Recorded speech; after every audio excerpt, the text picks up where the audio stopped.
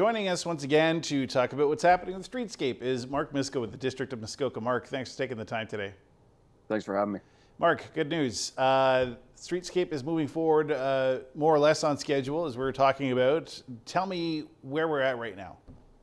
So right now the contractor's in the Burnell Main Street intersection, kind of finishing up in their stage one area that included the bridge and the roadway between the bridge and Burnell. So they started to move into that stage two area. We did let them go into that a bit earlier to try and make up some timing ground, and they're getting ready to make the jump to switch over into that stage two area as an active construction zone in its entirety. What that means as well is further down the street, you're going to see that passive construction zone for their laydown and materials areas between West and Center Street. So where, first of all, I guess we're going to be able to see Brunel, the Brunel to King William connection open back up again, right? That's right. As part of this next stage, we'll be rearranging the detour to some extent, and that will include access down Brunel to Main Street, and then you can make a right and head out towards King William across the bridge. Well, that's fantastic news. I think a lot of people are probably cheering right now about that, not having to use that West Street connection anymore. In terms of actually which part of the road is going to be closed now, how far is that closure from Brunel going?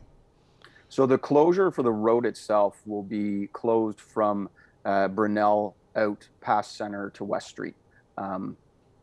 There's really the passive and active construction zones. So we've got a pedestrian-friendly area that'll be accessible to all the businesses for their active construction. And that's very similar to the area they're working in now. That's going to move further into the downtown core. And ahead of that, you'll have a road closure, but the sidewalks will be as usual. There'll be full sidewalks through there. So we'll just be occupying in between the curbs in that passive construction zone. So let's talk about timing for this specific phase of the project. What are we looking at for this specifically? Yeah, as we get further and further into this project, there's a lot of moving pieces, a lot of different types of work going on. So you will still see some what I'll call peripheral work in that stage one area, and that could include things such as pouring sidewalks, finishing up the tree planting, that type of stuff. Moving west, we're looking to get into this stage early June. Sorry about that. Excuse me.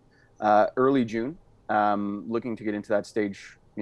Ideally the second week. We'll see how construction progresses. We'll be certainly putting out advance notification of that. And then this stage is currently scheduled to go into mid to late July before they make the move to the next one. Oh, fantastic. And I guess, again, I always ask you this, and I know it's not exciting, but what kind of work are they going to be doing during this time? Well, it is exciting for me, but I guess it's sometimes it's the same boring stuff that they've been working on. We just can't see it, Mark. That's the problem. Sure. Yeah. It all gets buried, and you never see it again. And when you're outside of construction, so the work that's scheduled for this stretch will be very similar to the work that was occurring already, minus the bridge. So you'll see new stormwater, new sanitary sewer, and new water main going in through the downtown core. They'll be backfilling. We had some sections with those soil cells for the trees, so we can get those nice big trees downtown. They will be working, one thing I would like to point out is they will be working along King Street and on a town hall ramp in this portion of the work. So we're just right beside those now, so we'd like to get those finished as part of this job as well.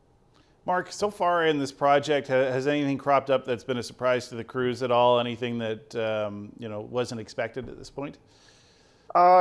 Nothing significant. I mean, every construction project has its small surprises as you're working through. We had some, not challenges, but some additional work was required to tie in some of the businesses for their servicing. But we worked through that with the contractor. We're in a really not comfortable, but in a good place with this contractor. We're working well together and overcoming any of those small problems that we encounter and getting the right infrastructure in place so it can last that lifespan that we need it to. And again, I've asked you this before, and just to refresh everyone's memory, when will we start seeing the more exciting pieces going in? The new sidewalks, the trees, all that stuff.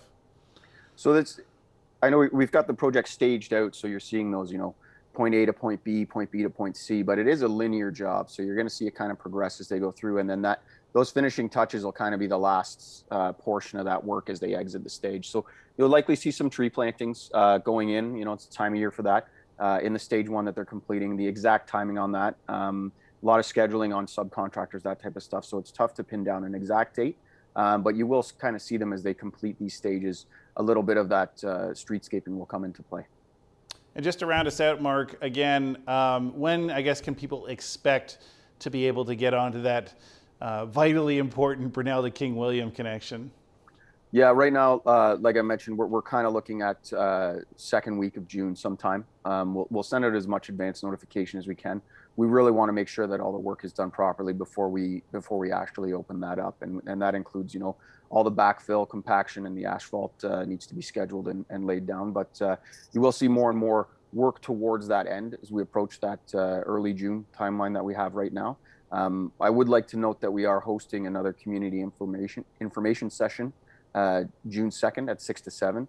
I encourage people to attend that, send in any questions they may have in advance, sign up online and register for the Zoom meeting.